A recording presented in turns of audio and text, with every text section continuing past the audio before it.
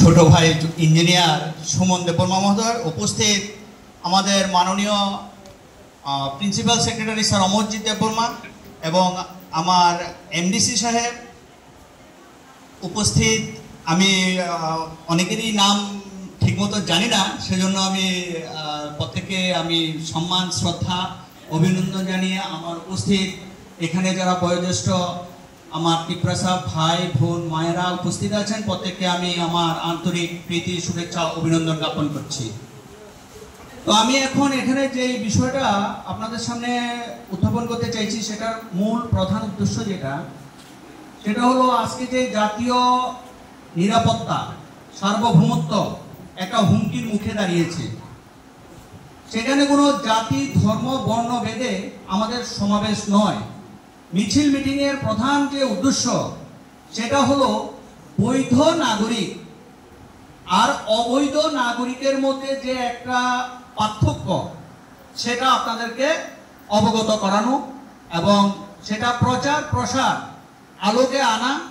আমরা প্রশাসনকে সাহায্য করব এবং প্রশাসনও যেন সঠিক পদক্ষেপ নিয়ে যা সত্য যারা বৈধ তাদের নিরাপত্তা সুনিশ্চিত করেন। আপনারা যারা বৈধ নাগরিক আছেন তাদের নিরাপত্তা সুরক্ষা স্বার্থ সুরক্ষিত করতে হবে, আর যারা অবৈধ নাগরিক তাদেরকে দেশ থেকে দেশান্তরিত করতে হবে। পরিষ্কার একটাই কথা, আমার এই আহ্বান। সেই জন্য আমি আপনাদের পিপ্রাসা ভাই বোন বয়োজ্যেষ্ঠ যারা আছেন প্রত্যেকের দৃষ্টি আকর্ষণ করব এই বিষয়ে যে আপনারা সহযোগিতা না করলে প্রশাসনের পক্ষে চাই ভারত সরকার, রাজ্য সরকার, আমাদের দেশের অভ্যন্তরে যতগুলি রাজ্য এবং ইউনিয়ন টেরিটরিজ আছে সেখানে কোথাও জনগণের সহযোগিতা ছাড়া এটা সম্ভব নয়।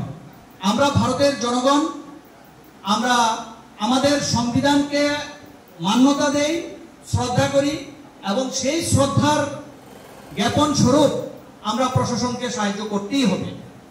কারণ আপনারা আরো ভালোভাবে জানেন যে কোন গ্রামে কোন লোকটা বিদেশ থেকে এসেছে আপনার এখানে বসতি স্থাপন করেছে আপনারা ভালো জানবেন। আপনারা সাহায্য সহযোগিতা না করলে প্রশাসন এটাকে কখনো নির্মূল করতে পারবে না, এটা প্রায় অসম্ভব। তো এই জন্য সকলের কাছে আমার এই আবেদনটা থাকবে, আপনারা সর্বতভাবে সাহায্য সহযোগিতা করবেন। আর রইল ব্যাপারটা, আপনারা জানলে অত্যন্ত খুশি আনন্দিত হবেন যে ত্রিপুরা রাজ্যের মধ্যে একজন এমন বিধায়ক আপনারা পেয়েছেন বা নির্বাচিত করেছেন যিনি সারা ভারতবর্ষের জন্য একটা নতুন ঐতিহাসিক একটা মাইল ফলক স্থাপন করে দিয়েছেন।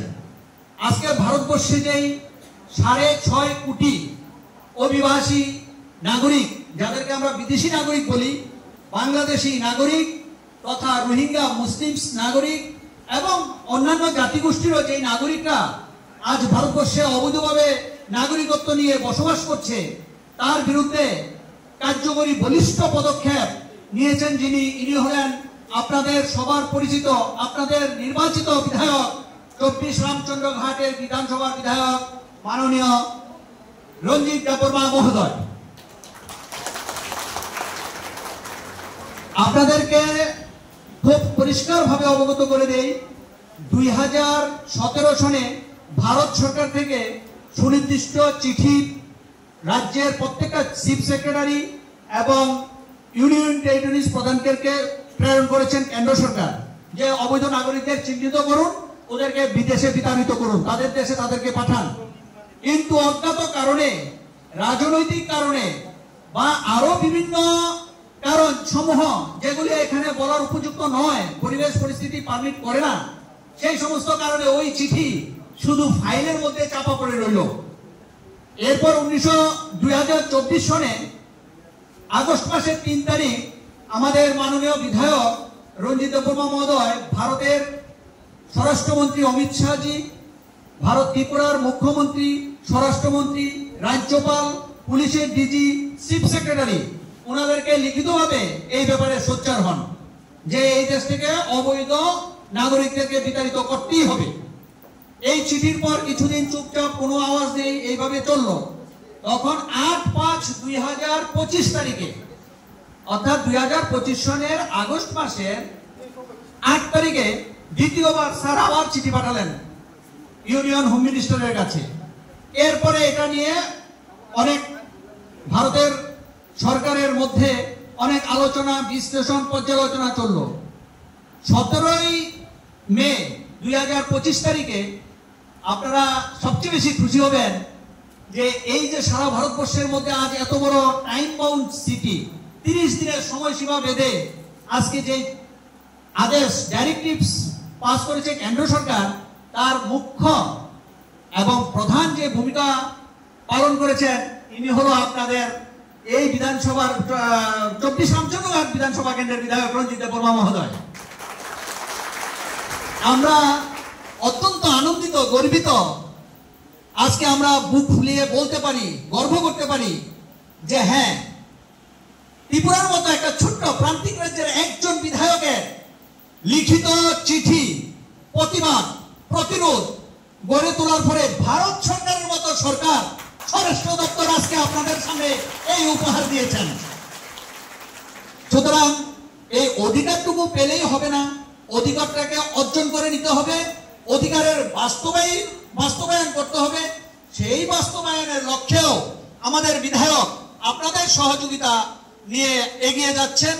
এখনো আমরা আরেকবারও উনি চিঠি পাঠিয়েছেন ত্রিপুরার চিফ সেক্রেটারি, ত্রিপুরার ডিজিপি, ত্রিপুরার সমস্ত জেলার এসপি মহোদয়, সমস্ত জেলার ডিএম, জেলা শাসক ও কালেক্টর মহোদয়গণকে চিঠি লিখে রেখেছেন যে আপনারা অতি সত্বর কেন্দ্র সরকারের নির্দেশ মেনে আপনারা ডিটেনশন ক্যাম্প তৈরি করুন, টাস্ক ফোর্স গঠন করুন এবং বিদেশিদেরকে 30 দিনের সময়সীমার মধ্যে সম্মিলিতভাবে আইডেন্টিফাই করে ডিটেনশন ক্যাম্পে আনুন এবং পুশব্যাক করুন, আমাদের নিরাপত্তা সুনিশ্চিত করুন।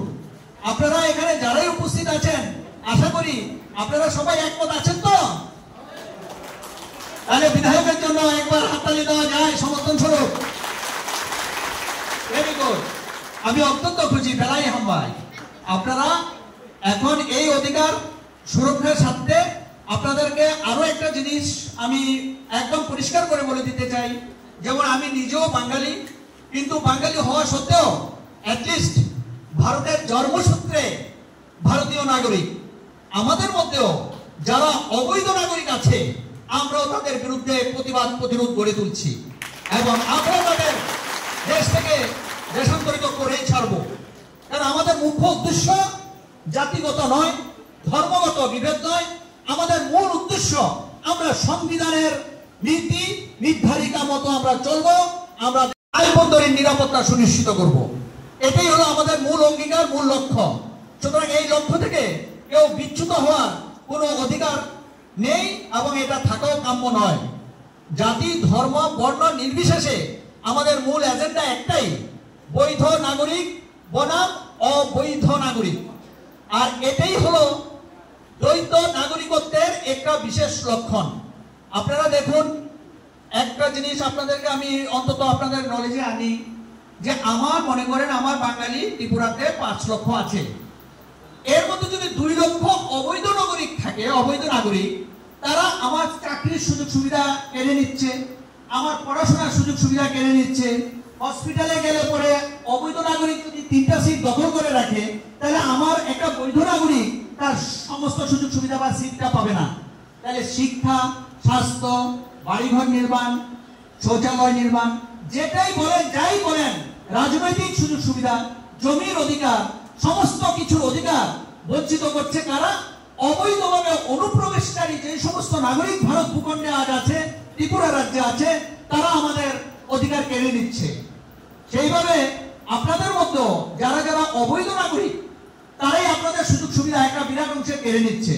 সুতরাং এখানে কোনো স্বজনপ্রীতি বা কোন ধরনের জাতি, ধর্ম, বর্ণ এই সমস্ত স্বজন পোষণ আপনারা যেন না করেন, সেজন্য আমার বিনীতভাবে অনুরোধ এবং আবেদন থাকবে।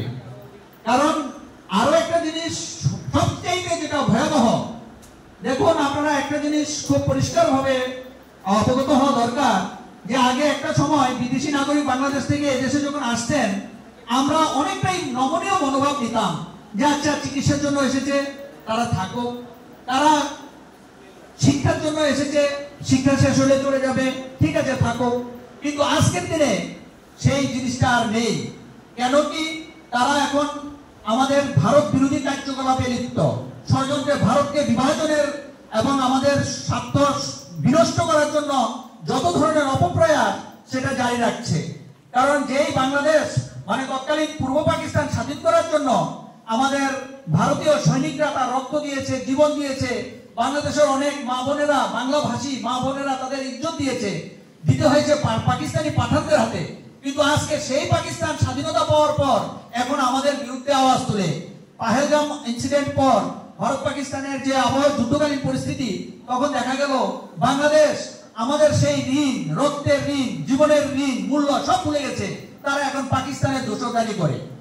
তো সুতরাং যেই বাংলাদেশের লোক আজ আমাদের এখানে অনুপ্রবেশকারী ভাবে ঢুকছে, তাদের মধ্যে একটা বিরাট অংশ আততায়ী, এবং তারা যে কোনো সময় এই খবরাখবরের মাধ্যমে আপনার রাজ্যে আজকে সেখানে 26 জন নাগরিক মারা গেছে, কালকে আমার ত্রিপুরাতে 500-5000 লোক যে মারবে না, তার কি নিশ্চয়তা, তার কি গ্যারান্টি? আপনারা নিশ্চয়ই এই নিরাপত্তা চান? আপনারা চান তো নাকি?